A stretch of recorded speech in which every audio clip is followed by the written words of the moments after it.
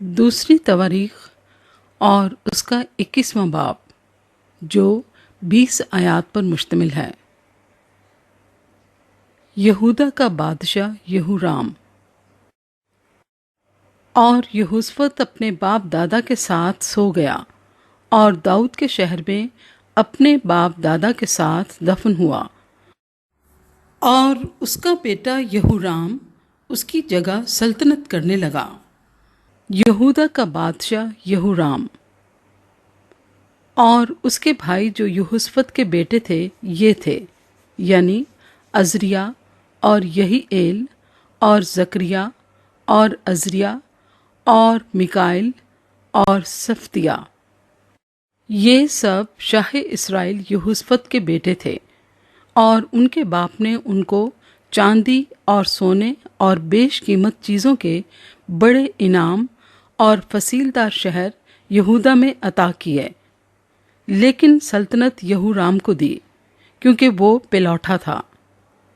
जब यहूराम अपने बाप की सल्तनत पर कायम हो गया और अपने को कवि कर लिया, तो उसने अपने सब भाइयों को और इस्राएल के बास सरदारों को भी तलवार से कत्ल किया। यहूराम जब सल्तनत करने लगा तो 32 बरस का था और उसने 8 बरस यरूशलेम में सल्तनत की। और वो अखीअब के घराने की मानिंद इस्राएल के बादशाहों की राह पर चला, क्योंकि अखीअब की बेटी उसकी बीवी थी और उसने वही किया जो खुदावंद की नज़र में बुरा है। तो भी खुदावंद ने दाऊद के ख़ानदान को हलाक करना ना चाहा, उस अहद के सबब से जो उसने दाऊद से बांधा था, और जैसा उसने उसे और उसकी नस्ल को हमेशा के लिए एक चराग देने का वादा किया था। उसी के दिनों में अदूम यहूदा की हुकूमत से मुनहरिफ हो गया और अपने ऊपर एक बादशाह बना लिया।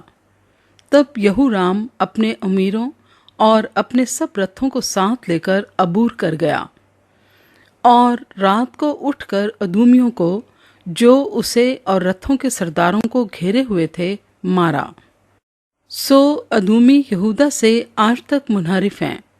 और उसी वक्त लिब्ना भी उसके हाथ से निकल गया, क्योंकि उसने खुदावंद अपने बाप दादा के खुदा को तर्क किया था। और इसके अलावा उसने यहूदा के पहाड़ों पर ऊंचे मकाम बनाए और यरूशलेम के बाशिंदों को जिनाकार बनाया और यहूदा को गुमराह किया।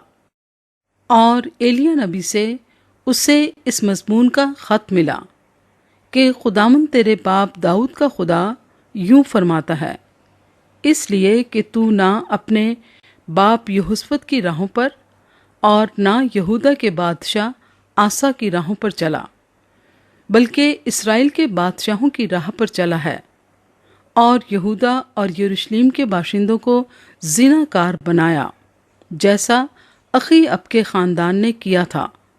और अपने बाप के घराने में से अपने भाइयों को जो तुझसे अच्छे थे कत्ल भी किया। सो देख, खुदावंद तेरे लोगों को और तेरे बेटों और तेरी बीवियों को और तेरे सारे माल को बड़ी आफतों से मारेगा।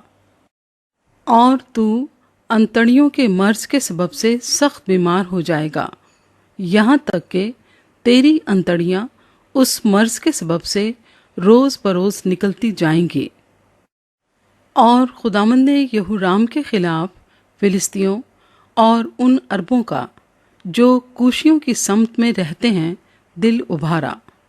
सो वो यहूदा पर चढ़ाई करके उसमें घुस आए और सारे माल को जो बादशाह के घर में मिला और उसके बेटों और उसकी बीवियों को भी ले गए, ऐसा कि यहू आखस के सिवा जो उसके बेटों में सबसे छोटा था, उसका कोई बेटा बाकी ना रहा।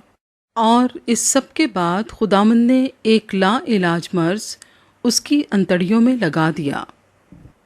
और कुछ मुद्दत के बाद 2 बरस के आखिर में ऐसा हुआ कि उसके रोग के मारे उसकी अंतड़ियां निकल पड़ीं और वो बुरी बीमारियों से मर गया और उसके लोगों ने उसके लिए आग ना जलाई।